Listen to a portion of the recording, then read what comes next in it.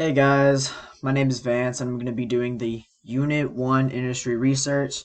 Sorry I'm a little late on this. I've been up in DC with the National Guard, but I'm back, so let's get into it. So the first guy I chose was Paul Rand. He attended Pratt Institute from 1929 to 1932, Parsons School of Design from 1932 to 1933, Art Institutes League from 1933 to 34, and then after he became a professor of graphic design at Yale University from 1956 to 69, and then later came back and taught from 1974 to 85.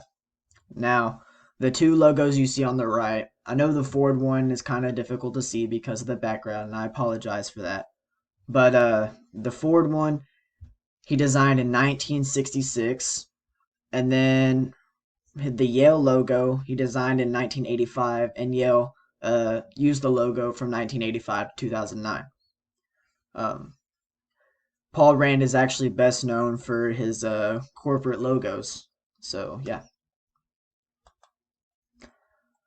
He was inducted into the New York Art Directors Club Hall of Fame in 1972, and like I said before, he's best known for his corporate logos. One of the first American artists in his time era to use the Swiss style of graphic design.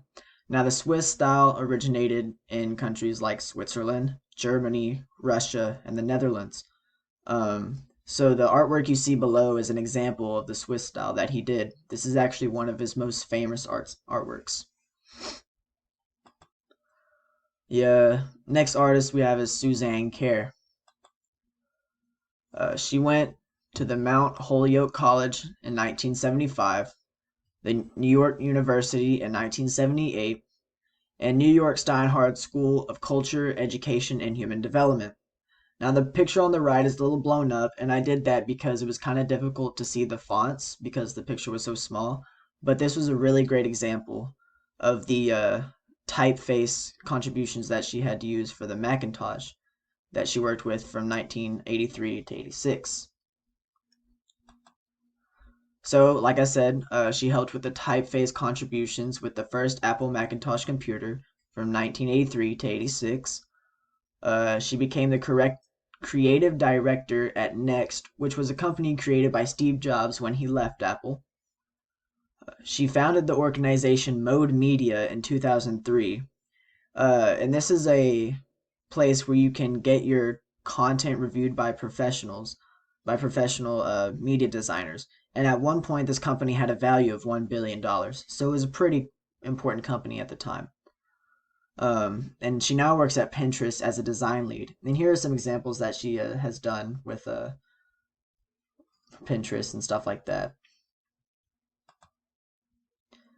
Now, this is Aaron Draplin, and he's probably one of my most favorite guys on this list. Um, so the art you see in the background is one of the few uh, things that he has done for the snowboarding company magazine that he worked for at the time.